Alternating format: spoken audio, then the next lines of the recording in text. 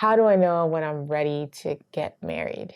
And the answer is, today's question comes from a viewer who is basically asking, what are the parameters age-wise that a person should consider when getting married? Like, what's too young, what's too old, I guess. And honestly, my answer to that question is that it's highly subjective. But I think a good question to ask, or a better question to ask, because the person also mentioned that they were in school and they were wondering if they should finish school. So it sounds like the question that they really want to ask is, how do they know that they're ready to get married? You know, like, what are the qualifications? What makes me ready to get married? Am I going to be ready when I have a degree?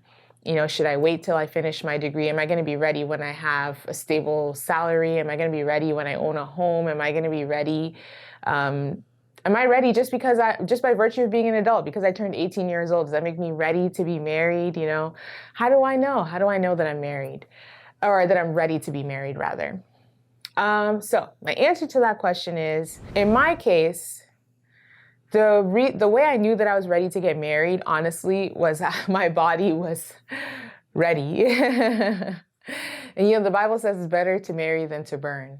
So at the point that you're starting to feel urges that are very strong and you don't know what to do with them, you got to think to yourself, okay, like, I need to be married so that I don't dishonor God, because the Bible says that that sex is between a man and a woman who are married, right? Between a husband and a wife.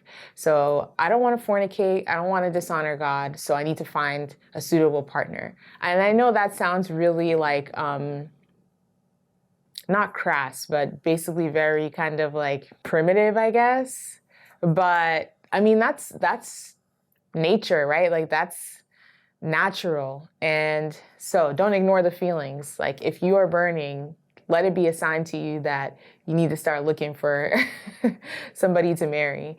But also, you know, honestly, if you've been concerned about the things of God, you're in a good position to be married. So what I mean by that is, if you've lived your life wayward, cheating, sleeping around, and lying, you know, doing things that dishonor God, none of those things are going to serve you in your marriage. If you've been living a wayward life, that's all going to hinder you in your marriage. It's all going to make you have a struggle marriage.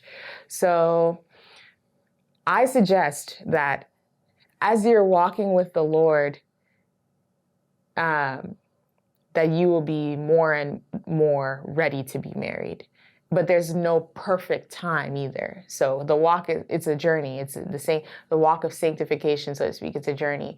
So you can get married along the journey. You don't have to wait to have arrived at any particular point. But my point is that if you honor God, you're going to do better in your marriage. So, but if you're living a life dishonoring God, you're going to, like, the characteristics that you're building are going to make you struggle through your marriage. So just consider that, you know, the Bible is true and it's good. Some people don't trust that what God says is good. But I tell you, what God says is good. He says it for your good, and it's going to serve you in ways that you don't even understand when you do what he commands. So the Bible never mentions anything about having to achieve a particular socioeconomic status or anything like that. As a woman who asks this question, the Bible does say that a husband should provide for his household. So certainly you have to be of working age, but I mean, a husband can potentially be 18 years old and be able to provide for his household. And just know that provision means the basics. So as a man, as long as you can work, and if you're able to provide for yourself, you're probably going to be able to provide just fine for your wife. There's a grace that the Lord gives for marriage as well. So know that God is going to give you grace. So you don't have to be like at some perfect spot to be married.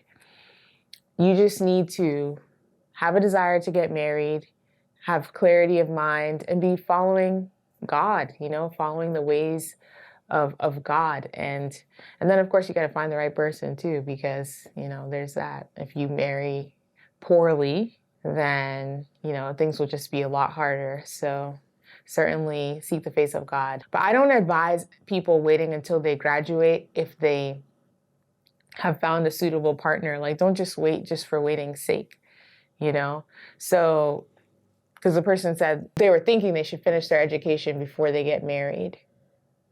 So I don't necessarily think that that's necessary. If you haven't found anyone, then yeah, pursue your goals. Don't just wait, and do nothing and twiddle your fingers, waiting for Mr. Right. Do whatever you want to pursue, whatever the Lord has put on your heart, pursue it with all your strength, But if you find someone while you're in school, don't let the fact that you're in school hinder you. My husband was in school when I married him.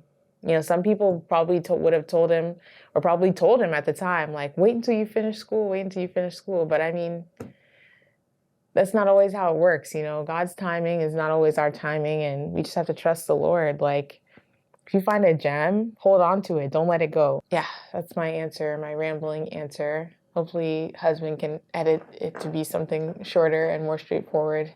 It's late over here, and my mind is like, but yeah, hopefully that helps. In summary, how do I know when I'm ready to get married? And the answer is when you want to get married and you're probably ready to get married. When you want to get married, you're probably ready to get married, but working on yourself is key. If you're serving God and allowing Him to sanctify you and you're maturing step by step, then all of those things are going to serve you in your marriage. All of those things are going to serve you in your marriage. And of course, when you found someone who's you just feel like is a great fit for you, you feel like the Lord has put a stamp of approval on it, then you might be ready to get married, because that's rare. Ask people out there in the dating scene, they say it's hard out there. So if you find somebody, hold on to them.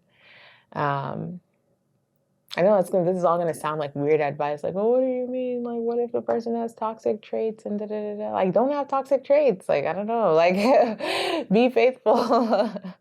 Be faithful, be patient. All the things that God asks us to be anyway, honestly, those are all the things that are going to make for a good marriage. So as long as you're in your life, you're pursuing God and the things of God and seeking to obey God and what He commands, you're going to do fine in marriage, because that patience that He wants you to build, like, it's not exclusive to marriage. You need that whether you're married or not. So, but if you're married, it's going to serve you. In your relationships, it's going to serve you. So be patient, be kind. Be loving, be a servant, be faithful. Committed. All those things are going to make your marriage easier. That's the answer to the question. Yeah, that's my answer to the question. Thank you for asking. Man, this is a lot easier to do with my husband. I miss you.